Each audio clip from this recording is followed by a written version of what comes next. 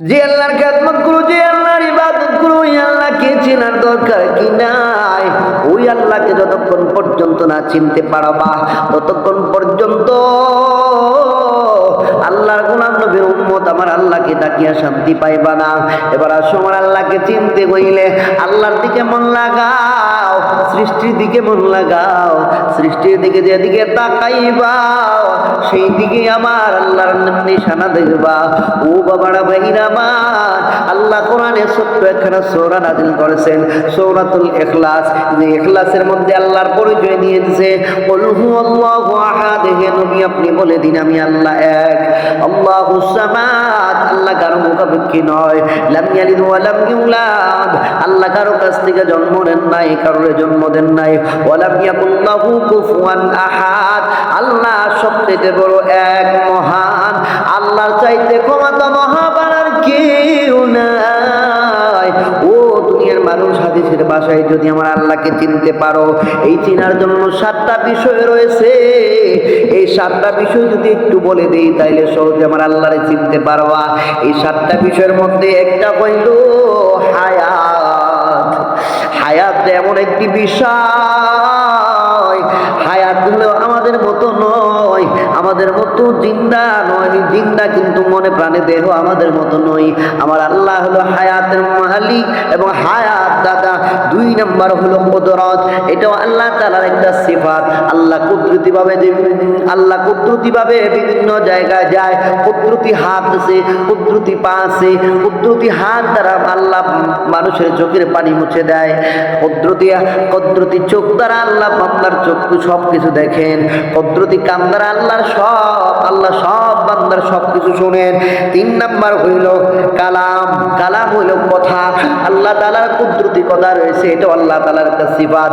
নইলে হযরতে মুসা নবী তোর পাহাড়ে উঠি আল্লাহর সঙ্গে কথা কইতেন না, সেজন্য কথার দিক দিয়ে পণ্ডিত ছিল মুসা নবী। আল্লাহ তার উপাধি দিয়েছেন কালিমুল্লাহ। 4 নাম্বার হইল বাশার। বাশার শব্দের অর্থ হইল দর্শন করা বা দেখা।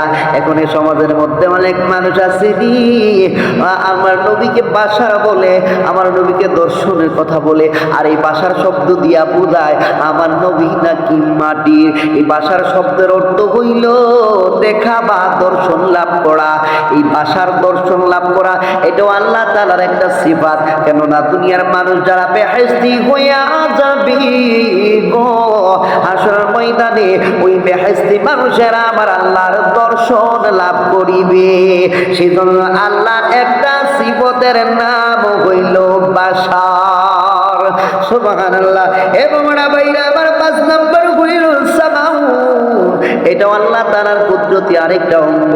সেইটা হলো সামাউন মানে কান, মানে সামাউন মানে শব্দ শোনা, শ্রবণ করা।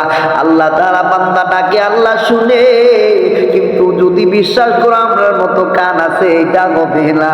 এটা আল্লাহ তাআলার কুদরতি একটা সিফাত। ওই সিফাত দ্বারা বান্দার ডাক আল্লাহ শুনে। 4 নাম্বার 5 নাম্বার 6 নাম্বার হইল তাকবীর। তাকবীর শব্দের অর্থ হইল সৃষ্টি করা। সৃষ্টি হলো আমার আল্লাহ তাআলার ক্ষমতা।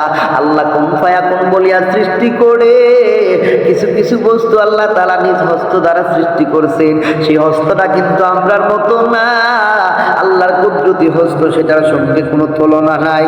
7 নাম্বার হইল ইরাদা। ইরাদা শব্দের অর্থ হইল ইচ্ছা।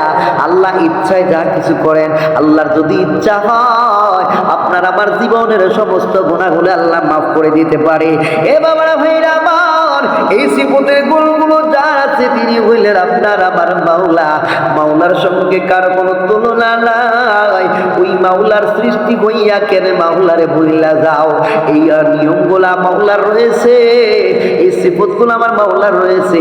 সিফতগুলা মানিয়া নাও আর বিশ্বাস করো, দেখবা আল্লাহর প্রতি বিশ্বাস তোমার আগের চাইতে আরো বাইরে গেছে। সুবহানাল্লাহ।